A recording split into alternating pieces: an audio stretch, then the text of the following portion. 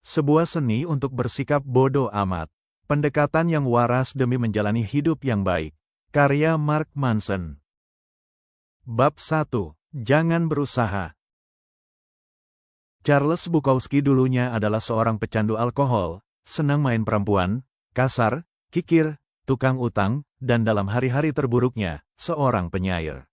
Dia barangkali adalah manusia terakhir di muka bumi yang bakal Anda mintai nasihat tentang kehidupan, atau nama terakhir yang ingin Anda lihat dalam deretan buku motivasi jenis apapun.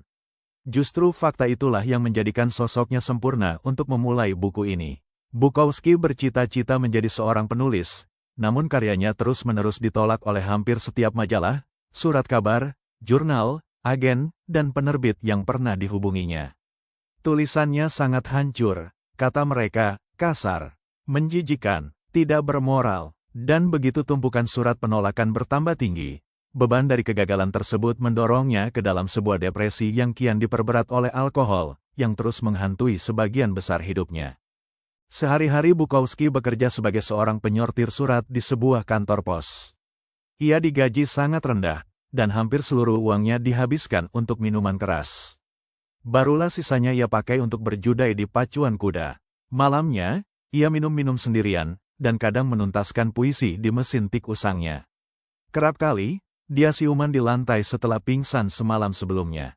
30 tahun berjalan tanpa arti seperti itu, hampir seluruh waktunya ada dalam bayang-bayang alkohol, narkoboy, judai, dan pelacuran.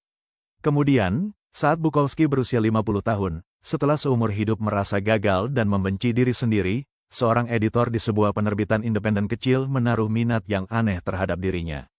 Editor ini tidak menawari Bukowski segepok uang atau penjualan buku yang menjanjikan. Namun dia menaruh ketertarikan yang ganjil terhadap si pemabuk dan pecundang ini, jadi dia memutuskan untuk memberikan satu kesempatan. Itulah peluang pertama Bukowski, dan ia sadar, mungkin itu satu-satunya yang bisa didapatkannya. Bukowski menjawab tantangan sang editor. Saya hanya bisa memilih satu dari dua pilihan, tetap bekerja di kantor pos dan bakalan sinting, atau tetap di luar sini, menjadi penulis, dan kelaparan. Saya lebih memilih kelaparan saja. Setelah menandatangani kontrak, Bukowski menulis novel pertamanya hanya dalam 3 minggu, judulnya sederhana Post Office. Di dalamnya, dia menulis, didedikasikan untuk tak seorang pun. Kelak Bukowski mencatatkan diri sebagai seorang penulis novel dan puisi yang sukses. Dia terus berkarya dan menerbitkan 6 novel dan ratusan puisi, menjual lebih dari 2 juta kopi. Popularitasnya melampaui harapan setiap orang, terutama ekspektasinya sendiri. Kisah Bukowski ibarat amunisi untuk kultur cerita inspiratif di zaman kita. Kehidupan Bukowski mewakili perjalanan mimpi Amerika. Seorang pria yang berjuang atas apa yang diinginkannya, pantang menyerah, dan pada akhirnya meraih mimpinya. Praktis, ini seperti sebuah film. Kita semua menyaksikan cerita Bukowski dan berkata, apa ku bilang, orang ini tidak pernah menyerah. Orang ini tidak pernah berhenti mencoba. Orang ini selalu percaya diri. Ia gigih melawan segala rintangan, dan akhirnya sukses. Tapi, semua narasi itu terdengar janggal, karena di atas batu nisan Bukowski tertulis. Jangan berusaha, lihat, meski nyatanya bukunya laris manis dan sosoknya terkenal, Bukowski dulunya adalah seorang pecundang. Ia tahu benar itu. Dan keberhasilannya bukan hasil kegigihannya untuk menjadi seorang pemenang, namun dari kenyataan bahwa ia tahu kalau dirinya seorang pecundang, menerimanya, dan kemudian menulis secara jujur tentangnya. Ia tidak pernah mencoba untuk menjadi selain dirinya sendiri. Kecerdasan dalam tulisan Bukowski bukan soal memanfaatkan peluang yang luar biasa atau mengembangkan dirinya menjadi seorang sastrawan yang gemilang. Yang ada adalah kebalikannya. Ia hebat karena kemampuan sederhananya untuk jujur pada diri sendiri sepenuhnya dan setulusnya. Terutama mengakui hal-hal paling buruk yang ada pada dirinya sekalipun, dan untuk membagikan perasaannya tanpa segan atau ragu. Ini adalah cerita di balik kesuksesan Bukowski yang sesungguhnya dia nyaman dengan cerminan dirinya yang dianggap sebagai sebuah kegagalan. Bukowski sama sekali masa bodoh dengan kesuksesan. Bahkan setelah dia menjadi terkenal, dia masih muncul dalam pembacaan puisi, mendamprat, dan mencibir audiensnya dengan kasar. Dia masih mengekpos dirinya di muka umum dan meniduri setiap perempuan yang ditemuinya. Menjadi terkenal dan sukses tidak mengubahnya menjadi pribadi yang lebih baik. Dan ia menjadi terkenal dan sukses, bukan karena perubahannya menjadi orang yang lebih baik. Perbaikan diri dan kesuksesan kadang terjadi bersama. Namun itu tidak lantas berarti keduanya adalah hal yang sama. Budaya kita hari ini terobsesi untuk mewujudkan harapan-harapan positif yang mustahil diwujudkan. Menjadi lebih bahagia, menjadi lebih sehat, menjadi paling baik, lebih baik daripada lainnya, menjadi lebih pintar, lebih cepat, lebih kaya, lebih seksi, lebih populer, lebih produktif, lebih diinginkan, dan lebih dikagumi. Menjadi sempurna dan memukau, setiap hari Anda meninggalkan segepok emas 24 karat, usai sarapan dan mencium istri Anda yang bahenol dan telah siap melakukan selfie, lalu berpamitan pada anak-anak Anda yang manis dan gendut. Lalu menerbangkan helikopter pribadi ke tempat kerja yang menyenangkan, di mana Anda bisa menghabiskan hari-hari dengan mengerjakan hal-hal yang sangat bermakna, misalnya menyelamatkan planet ini. Namun ketika Anda berhenti sejenak dan sungguh merenungkannya, nasihat hidup yang konvensional, segala macam nasihat motivasional untuk menjadi pribadi yang positif atau menyenangkan yang selalu kita dengar sebenarnya justru memberi penekanan pada kekurangan Anda.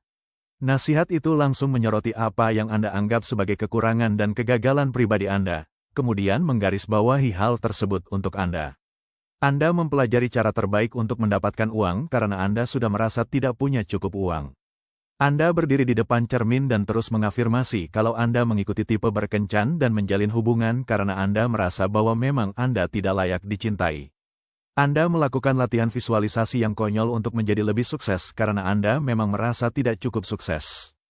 Ironisnya, pengarahan pemikiran pada hal-hal positif ini tentang apa yang lebih baik, apa yang lebih unggul hanya akan mengingatkan diri kita lagi dan lagi tentang kegagalan kita, kekurangan kita, apa yang seharusnya kita lakukan namun gagal kita wujudkan. Bagaimanapun, jika seseorang sungguh bahagia, dia tidak akan merasa perlu untuk berdiri di depan cermin dan mengulang-ulang ucapan kalau dia bahagia. Dia bahagia, ya bahagia begitu saja.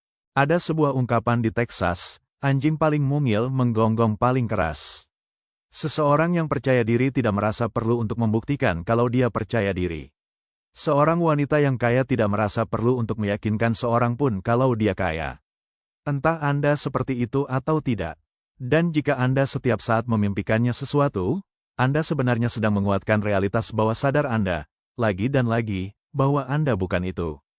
Setiap iklan TV yang diproduksi ingin agar Anda percaya bahwa kunci suatu kehidupan yang baik adalah pekerjaan yang lebih baik, atau mobil yang lebih mewah, atau pacar yang lebih cantik, atau hot tub dengan kolam pompa untuk anak-anak.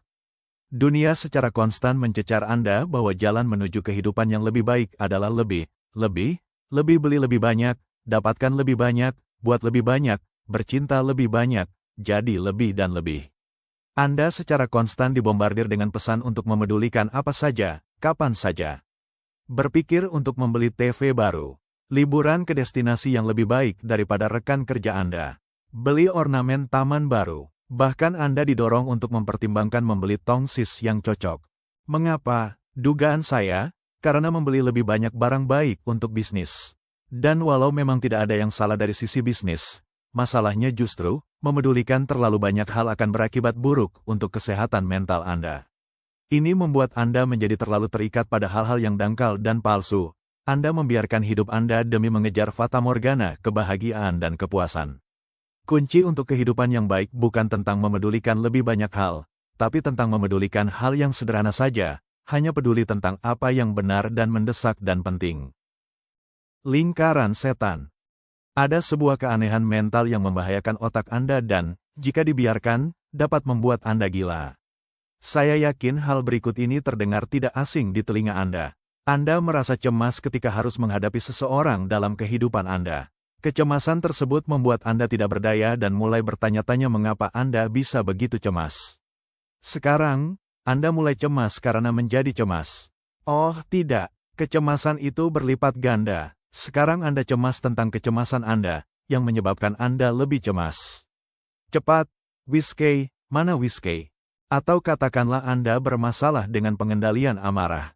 Anda gampang kesal terhadap hal paling bodoh tanpa tahu alasannya. Dan fakta bahwa Anda mudah sekali marah mulai membuat Anda semakin sering marah. Dan kemudian, ketika mulai reda, Anda menyadari bahwa selalu marah-marah membuat Anda menjadi seorang yang berpikiran dangkal dan kejam. dan Anda ban hal itu, Anda sangat membencinya sehingga Anda marah pada diri sendiri. Sekarang lihat diri Anda marah pada diri Anda yang roroh marah karena mudah marah. Ah, persetanlah, mana dinding, rasakan tinjuku.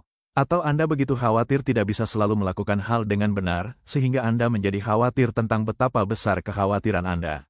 Atau Anda merasa begitu bersalah atas setiap kesalahan yang Anda buat, sehingga Anda mulai merasa bersalah tentang betapa merasa bersalahnya Anda. Atau Anda sedih dan kesepian begitu sering sehingga membuat Anda bahkan lebih sedih dan kesepian hanya karena memikirkannya. Selamat datang di lingkaran setan. Anda bisa mengalaminya beberapa kali atau lebih. Mungkin sekarang Anda sedang mengalaminya. Tuhan, saya berada dalam lingkaran setan, saya seorang pecundang karena mengalaminya. Saya harus berhenti. Oh, Tuhan, saya merasa seperti seorang pecundang karena menyebut diri saya seorang pecundang. Saya harus berhenti memanggil diri saya seorang pecundang. Aduh, kurang asem, kenapa saya malah mengucapkannya lagi? Nah, kan, saya sungguh pecundang. Ark, tenang, kawan. Percaya atau tidak, inilah uniknya menjadi manusia. Hanya sedikit binatang di bumi yang memiliki kemampuan untuk berpikir dan meyakinkan diri sebelum melakukan sesuatu. Dan kita sebagai manusia diberi keistimewaan untuk dapat berpikir tentang pikiran kita. Jadi, saya dapat berpikir untuk menonton Miley Cyrus di YouTube, kemudian mendadak memikirkan keinginan saya untuk menonton video Miley Cyrus di YouTube itu. Sungguh, itulah keajaiban kesadaran. Sekarang disinilah letak masalahnya. Masyarakat kita saat ini, lewat keajaiban budaya konsumen dan media sosial yang giat dijadikan ajang pamer, telah melahirkan generasi manusia yang percaya bahwa memiliki pengalaman-pengalaman negatif ini rasa cemas, takut, bersalah, dan lain-lain sangat tidak baik. Maksud saya, jika Anda melihat feed Facebook Anda, setiap orang di sana menjalani saat-saat yang menyenangkan. Lihat, 8 orang menikah minggu ini. Dan di TV beberapa remaja putri mendapatkan sebuah Ferrari sebagai hadiah ulang tahun mereka yang ke-17. Dan, anak-anak lain barusan menghasilkan $2 juta karena membuat sebuah aplikasi yang secara otomatis bisa mengeluarkan tisu toilet ketika sudah habis. Sementara itu, Anda terjebak di rumah, sedang membersihkan gigi kucing Anda. Dan Anda mau tidak mau, berpikir bahwa hidup Anda 10 kali lipat lebih menyebalkan dari yang semula Anda kira. Lingkaran setan seolah telah mewabah, sehingga membuat banyak dari antara kita terlalu tertekan, terlalu gusar, dan terlalu membenci diri sendiri. Padahal, di era kakek saya dulu, saat merasa kesal dia biasanya hanya berkata dalam hati, "Ya ampun, hari ini saya benar-benar merasa seperti tahi kerbau." Tapi, bukankah ini yang dinamakan hidup? Okelah, kalau begitu, lebih baik sekarang kembali menyekop jerami. Tapi sekarang, jika saat ini Anda merasa seperti tahi kerbau bahkan untuk 5 menit saja, Anda akan dibombardir dengan 350 gambar orang-orang yang benar-benar gembira dan memiliki hidup yang sangat menyenangkan, dan mustahil untuk tidak merasa seolah hidup Anda sungguh keliru 7 turunan. Itulah yang menjadi sumber kekacauan. Kita merasa kecewa atas kekacauan itu sendiri. Kita merasa bersalah atas rasa salah itu sendiri. Kita jadi marah gara-gara amarah yang menyulut. Kita jadi cemas karena perasaan cemas itu sendiri. Apa yang salah dengan saya? Inilah mengapa bersikap masa bodoh adalah kuncinya. Inilah alasan mengapa itu akan menyelamatkan dunia. Dan kuncinya adalah jika kita bisa menerima bahwa dunia ini benar-benar keparat dan itu tidak apa-apa, karena memang seperti itu, dan akan seperti itu adanya. Dengan tidak ambil pusing ketika Anda merasa buruk, berarti Anda memutus lingkaran setan. Anda berkata pada diri sendiri, "Saya merasa sangat buruk, tapi terus kenapa? Apa pedulimu?" Dan kemudian, ibarat ditaburi debu ajaib perih, Anda berhenti membenci diri Anda sendiri saat kerasa becek gitu kecewa. George Orwell mengatakan bahwa untuk mampu melihat apa yang ada tepat di depan batang hidung kita sendiri, dituntut suatu perjuangan tanpa henti. Ya, solusi atas tekanan dan kecemasan yang kita rasakan ada di hadapan kita. Tapi kita malah terlalu sibuk menonton film porno dan iklan mesin pembentuk otot perut yang sama sekali tidak berguna, dan masih terus penasaran mengapa kita tetap belum berani mengencani cewek seksi berambut pirang itu padahal perut sudah six-pack. Kita sering bercanda di dunia maya tentang masalah-masalah di negara maju, namun kita sesungguhnya telah menjadi korban dari kesuksesan kita sendiri. Masalah kesehatan yang dipicu oleh stres, gangguan kecemasan, dan kasus-kasus depresi telah melejit tinggi 30 tahun belakangan ini. Meskipun faktanya setiap orang sudah punya TV layar datar dan dengan sekali klik belanjaan Anda sampai di depan rumah. Krisis kita bukan lagi soal materi, namun soal eksistensi, ranah spiritual. Kita punya begitu banyak barang dan peluang, sampai-sampai kita tidak tahu apa lagi yang bisa kita kerjakan saat ini. Karena tidak terbatasnya hal dapat kita lihat atau ketahui saat ini, tidak terbatas pula hal-hal yang mengakibatkan kita merasa terpinggirkan, merasa diri ini jelek, dan merasa kecewa atas hal-hal yang kita miliki sebab kini tampak tak sehebat yang kita kira. Dan inilah yang mengoyak diri kita dari dalam. Disinilah letak kekeliruan semua postingan sampah yang berhubungan dengan bagaimana menjadi bahagia yang telah dibagikan 8 juta kali di Facebook beberapa tahun belakangan ini. Inilah hal yang tidak disadari seorang pun tentang semua nasihat sampah itu. Hasrat untuk mengejar semakin banyak pengalaman positif sesungguhnya adalah sebuah pengalaman negatif. Sebaliknya, secara paradoksal, penerimaan seseorang terhadap pengalaman negatif justru merupakan sebuah pengalaman positif. Pernyataan di atas terdengar terlalu menjelimet di kepala Anda. Jadi saya akan memberi Anda waktu untuk meluruskan pemikiran Anda, dan mungkin untuk membacanya sekali lagi. Inilah apa yang dulu pernah disebut oleh filsuf Alan Watts sebagai hukum kebalikan, intinya adalah semakin kuat Anda berusaha merasa baik setiap saat, Anda akan merasa semakin tidak puas, karena mengejar sesuatu hanya akan meneguhkan fakta bahwa pertama-tama Anda tidak baik. Semakin mati-matian Anda berusaha ingin kaya, Anda akan merasa semakin miskin dan tidak berharga. Terlepas dari seberapa besar penghasilan Anda sesungguhnya. Seperti yang dikatakan filsuf eksistensialis C. Albert Camus, dan saya cukup yakin dia tidak sedang dibawa pengaruh LSD saat itu. Anda tidak akan pernah bahagia jika Anda terus mencari apa yang terkandung di dalam kebahagiaan. Anda tidak akan pernah hidup jika terus mencari arti kehidupan. Atau dengan kata lain, jangan berusaha, dan saya tahu apa yang akan Anda katakan. Mark, ini sungguh membuat saya gerah. Lalu bagaimana dengan tabungan saya yang rencananya akan saya gunakan untuk membeli Camaro? Bagaimana dengan upaya saya menahan lapar untuk mendapatkan tubuh bagus? Lagi pula, saya telah membayar mahal untuk mesin pembentuk perut itu. Bagaimana dengan rumah besar di danau yang selalu saya impikan? Jika saya berhenti mengusahakan itu semua, maka saya tidak akan pernah meraih apapun. Itu bukan yang saya harapkan. Saya senang Anda bertanya, pernahkah Anda memperhatikan bahwa kadang ketika Anda kurang memedulikan sesuatu, Anda justru mengerjakan hal itu dengan baik? Pernahkah memperhatikan bagaimana seringkali seorang yang hanya iseng melakukan sesuatu malah sukses pada akhirnya? Apa yang sebenarnya terjadi?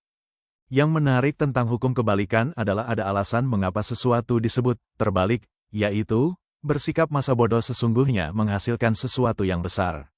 Jika mengejar hal yang positif adalah hal yang negatif, mengejar hal yang negatif akan menghasilkan hal yang positif. Rasa capek yang Anda alami di game membuahkan kesehatan dan tenaga yang paripurna. Rentetan kegagalan dalam bisnis menuntun Anda pada pemahaman yang lebih baik tentang syarat-syarat sebuah kesuksesan. Menjadi terbuka pada hal-hal yang membuat Anda tidak nyaman, secara paradoks, membuat Anda lebih percaya diri dan karismatis dibandingkan orang lain. Sakit akibat kejujuran menghasilkan rasa percaya dan hormat yang lebih besar dalam hubungan Anda dengan orang lain. Penderitaan dalam melewati rasa takut dan cemaslah yang membuat Anda mampu membangun keberanian dan ketekunan.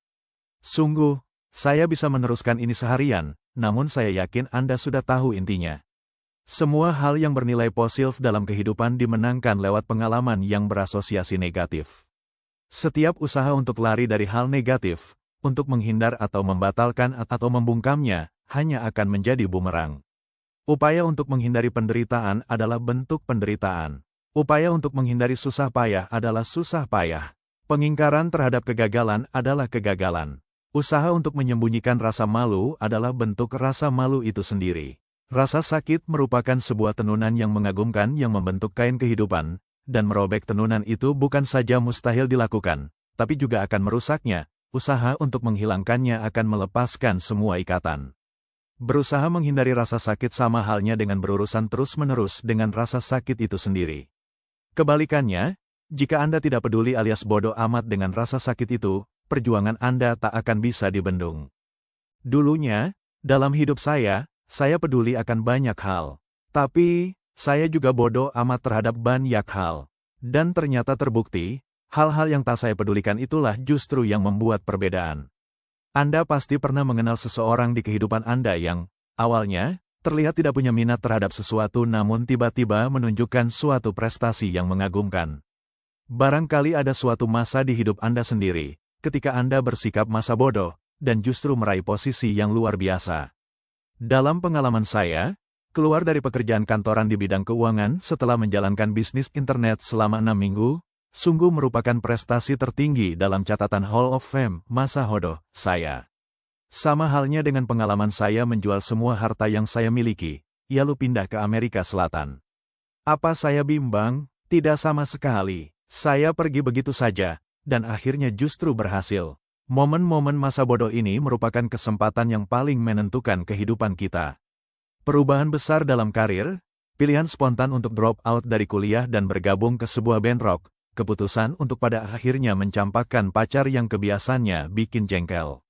Masa bodoh atau bodoh amat artinya memandang tanpa gentar tantangan yang paling menakutkan dan sulit dalam kehidupan dan mau mengambil suatu tindakan. Meskipun usaha untuk bersikap masa bodoh mungkin terlihat sederhana di permukaan, sebenarnya pada praktiknya, Anda akan menemukan sekantung burrito baru. Saya sebenarnya tidak tahu apa arti kalimat barusan, tapi bodoh amat. Mungkin karena sekantong burrito terdengar keren, jadi terima saja. Sebagian besar dari kita, sepanjang hidup, memberikan terlalu banyak perhatian untuk situasi yang sebenarnya tidak layak dipedulikan. Kita terlalu gusar pada petugas pom bensin yang kasar yang memberikan uang receh untuk kembalian. Kita terlalu risau ketika program acara TV yang kita suka dibatalkan. Kita jadi kesal karena rekan kerja kita tidak menanyakan akhir pekan kita yang luar biasa. Sementara itu, kartu kredit kita telah mencapai limit, anjing kita membenci kita, dan si Buyung sedang nyarap bubur di kamar mandi, dan biar begitu, kita masih saja mempersoalkan tentang uang receh dan everybody love Raymond. Begini cara memahaminya, Anda akan meninggal suatu hari. Saya tahu bahwa ini sudah jelas, namun saya hanya ingin mengingatkan, mungkin saja Anda lupa. Anda dan setiap orang yang Anda kenal, akan meninggal suatu saat nanti. Dan dalam waktu yang singkat antara di sini dan di sana, perhatian yang Anda miliki terbatas. Sangat sedikit, bahkan, dan jika Anda memedulikan setiap hal dan setiap orang tanpa pertimbangan atau pilihan yang matang. Well, hidup Anda tentu akan kacau. Ada sebuah seni yang luhur untuk bersikap masa bodoh. Dan meskipun konsep ini terdengar konyol dan mungkin Anda menganggap saya brengsek, apa yang akan saya katakan di sini menggarisbawahi betapa pentingnya belajar memfokuskan dan memprioritaskan pikiran Anda secara efektif. Bagaimana memilih dengan teliti hal apa yang penting dan apa yang tidak penting untuk Anda berdasarkan nilai pribadi yang terasah hingga tajam. Ini teramat sulit. Ini membutuhkan latihan dan kedisiplinan seumur hidup untuk mencapainya. Dan Anda akan sering gagal. Namun, ini mungkin perjuangan terlayak yang dapat dilakukan seseorang dalam hidupnya. Ini mungkin satu-satunya perjuangan dalam hidup manusia. Karena ketika Anda terlalu mengurusi segala hal ketika Anda memperhatikan setiap orang dan setiap hal, Anda akan senantiasa merasa bahwa Anda berhak merasa nyaman dan bahagia kapan saja, bahwa semuanya harusnya sama persis dengan apa yang Anda inginkan. Ini sebuah penyakit, dan ini akan menelan Anda hidup-hidup. Anda akan melihat setiap kesulitan sebagai suatu ketidakadilan, setiap tantangan sebagai sebuah kegagalan, setiap ketidaknyamanan terasa jadi masalah pribadi, setiap perbedaan pendapat sebagai sebuah pengkhianatan. Anda akan terpenjara dalam kepicikan Anda sendiri, neraka pikiran Anda sendiri, hangus oleh amuk dan amarah, lingkaran setan Anda sendiri, dalam gerak konstan yang tidak ada ujungnya. Sebuah seni untuk bersikap masa bodoh. Saat kebanyakan orang membayangkan mental masa bodoh ini, mereka membayangkan sejenis kekaleman yang tidak terpengaruh apapun, ketenangan yang mampu melewati semua badai. Mereka membayangkan dan ingin menjadi seseorang yang tidak tergoyahkan dan tidak membuat gusar siapapun. Ada sebutan untuk orang yang tidak punya emosi atau pemahaman untuk apapun, psikopat. Mengapa Anda ingin meniru seorang psikopat? Saya tidak habis pikir. Jadi apa arti masa bodoh di sini? Mari kita lihat 3 seni yang dapat membantu menjernihkan perkara ini. Seni pertama, masa bodoh bukan berarti menjadi acuh tak acuh. Masa bodoh berarti nyaman saat menjadi berbeda. Mari kita jernihkan. Sama sekali tidak ada yang dapat dikagumi atau diamini dalam sikap acuh tak acuh. Orang-orang yang acuh tak acuh adalah mereka yang lemah dan ciut hatinya. Mereka tergolong couch potatoes, atau malas bergerak, dan tukang usil di internet. Faktanya, orang-orang yang acuh tak acuh sering berusaha untuk bersikap masa bodoh karena dalam kenyataannya mereka terlalu rewel terhadap segala sesuatu. Mereka terganggu dengan apa yang dipikirkan semua orang tentang rambut mereka, sehingga mereka tidak pernah bersusah payah mencuci atau menyisirnya. Mereka risau dengan apa yang dipikirkan setiap orang tentang ide mereka, jadi mereka bersembunyi di balik sarkasme dan kritik pedas. Mereka takut, tidak membiarkan siapapun mendekati mereka, sehingga mereka menampilkan sosok mereka sebagai manusia yang spesial, unik, dengan segudang masalah yang tidak mungkin dimengerti orang lain. Seni kedua, untuk bisa mengatakan bodoh amat pada kesulitan, pertama-tama Anda harus peduli terhadap sesuatu yang jauh lebih penting dari kesulitan. Bayangkan Anda berada di toko bahan makanan, dan Anda melihat seorang wanita tua berteriak kepada seorang kasir, memakinya karena tidak memperbolehkannya menggunakan kupon 3 sennya. Mengapa wanita ini mengamuk? Toh, itu cuma 3 sen. Akan saya katakan alasannya. Wanita itu mungkin tidak punya hal lain yang lebih baik untuk dilakukan setiap hari selain duduk di rumah mengguntingi kuponnya. Dia tua dan kesepian. Anak-anaknya brengsek dan tidak pernah datang berkunjung. Dia tidak pernah lagi bercinta selama lebih dari 30 tahun. Dia tidak bisa kentut tanpa merasa sangat kesakitan di punggung bagian bawahnya. Tunjangan pensiun adalah rumpuan hidup terakhirnya, dan dia kemungkinan akan meninggal dengan memakai popok dewasa sambil membayangkan dirinya berada di Candyland. Seni ketiga, entah Anda sadari atau tidak, Anda selalu memilih suatu hal untuk diperhatikan. Orang-orang tidak dilahirkan dalam keadaan tanpa kepedulian. Faktanya, kita dilahirkan untuk risau terhadap terlalu banyak hal. Pernahkah Anda melihat seorang anak kecil yang menangis karena warna biru di topinya tidak sesuai? Persis, sungguh anak kecil yang bikin repot. Saat kita belia, semua hal terasa baru dan seru, dan semuanya tampak begitu berarti. Karena itu, kita jadi peduli banyak hal. Kita peduli tentang setiap hal dan setiap orang, tentang apa yang dikatakan orang atas diri kita, tentang apakah cowok atau cewek yang manis itu membalas telepon kita atau tidak, tentang apakah kaos kaki kita cocok atau tidak, atau apa warna balon ulang tahun kita. Ketika kita beranjak dewasa, didukung oleh banyak pengalaman dan setelah menyadari bahwa banyak waktu terlewat begitu saja, kita mulai memperhatikan bahwa sebagian besar hal semacam ini hanya memiliki dampak yang kecil dalam hidup kita. Orang-orang yang komentarnya sangat kita risaukan sebelumnya, tidak lagi terhirung di dalam kehidupan kita. Penolakan-penolakan yang menyakitkan yang pernah kita rasakan, telah memberi andil yang sangat baik. Kita jadi tahu betapa kecilnya perhatian yang diberikan oleh orang lain pada detail-detail superficial tentang diri kita, dan kita pun akhirnya memilih untuk tidak lagi menanggapi mereka terlalu serius. Jadi Mark, ngomong-ngomong apa inti buku ini? Buku ini akan membantu Anda berpikir sedikit lebih jelas untuk memilih mana yang penting dalam kehidupan dan mana yang sebaliknya. Saya yakin bahwa sekarang ini kita menghadapi suatu wabah psikologis, yaitu ketika orang-orang tidak lagi menerima dengan tenang bahwa kadang-kadang ada hal yang tidak menyenangkan dalam hidup ini. Saya tahu ini terdengar kurang intelektual, hanya di permukaan, tapi yakinlah, masalah ini menyangkut hidup, mati. Karena saat kita percaya bahwa mengalami hal-hal yang tidak menyenangkan itu sangat memalukan, secara tidak sadar kita mulai menyalahkan diri sendiri. Kita mulai merasa sepertinya ada sesuatu yang salah di dalam diri kita, yang menggerakkan kita ke semua jenis kompensasi yang fatal, seperti membeli 40 pasang sepatu atau menenggak Xanax, obat penghilang rasa sakit, dengan vodka caser, cairan yang diminum setelah vodka, di suatu malam Rabu, atau menembaki bus sekolah yang penuh dengan anak-anak. Kepercayaan ini, bahwa tidak sempurna itu memalukan, adalah sumber tumbuhnya lingkaran setan yang mulai mengambil alih peradaban kita. Cuek dan masa bodoh adalah cara yang sederhana untuk mengarahkan kembali ekspektasi hidup kita dan memilih apa yang penting dan apa yang tidak. Usaha untuk mengembangkan kemampuan ini mengarah pada sesuatu yang saya pikir bisa menjadi semacam pencerahan praktis.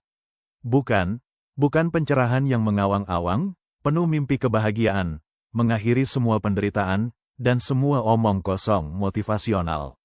Sebaliknya, saya melihat sebuah pencerahan yang sifatnya praktis, yang sejalan dengan ide bahwa beberapa penderitaan mustahil dihindari, bahwa apapun yang Anda lakukan, hidup ini akan tetap berisi kegagalan, kerugian, penyesalan, dan bahkan kematian. Karena begitu Anda nyaman dengan semua tahi yang dilemparkan oleh kehidupan pada Anda, percayalah, akan ada sangat banyak, Anda akan menjadi tak terkalahkan pada level spiritual yang paling dasar. Apalagi, satu-satunya cara untuk mengatasi kepedihan yang timbul adalah pertama-tama belajar bagaimana menanggung semua itu. Buku ini tidak berbicara bagaimana cara meringankan masalah atau rasa sakit Anda. Buku ini bukan pula panduan untuk mencapai suatu keagungan, tidak akan bisa, karena keagungan hanya sebuah ilusi dalam pikiran kita, suatu destinasi bohongan yang seakan-akan wajib kita capai, kota Atlantis dalam psikologi kita sendiri. Sebaliknya, buku ini akan mengubah rasa sakit Anda menjadi sebuah peranti, trauma Anda menjadi kekuatan, dan masalah Anda menjadi masalah yang lebih baik. Ini baru gerak yang sesungguhnya. Renungkan hal ini sebagai panduan saat mengalami penderitaan dan bagaimana cara untuk mengambil tindakan yang lebih baik, lebih bermakna, penuh dengan kasih sayang dan kerendahan hati. Inilah buku yang akan membuat Anda bergerak secara ringan tak peduli seberapa berat beban Anda, beristirahat dengan lebih mudah ditemani ketakutan terbesar Anda, menertawakan air mata Anda yang saat tumpah, bercucuran. Buku ini tidak akan mengajari Anda bagaimana cara mendapat atau mencapai sesuatu, namun lebih pada bagaimana cara berlapang dada dan membiarkan sesuatu pergi. Ini akan mengajari Anda untuk membuat inventaris kehidupan Anda dan menyortir hal-hal yang paling penting saja. Ini juga akan mengajari Anda untuk memejamkan mata dan percaya bahwa Anda bisa menjatuhkan diri ke belakang dan tetap baik-baik saja. Ini akan mengajari Anda untuk peduli lebih sedikit. Ini akan mengajari Anda untuk jangan berusaha.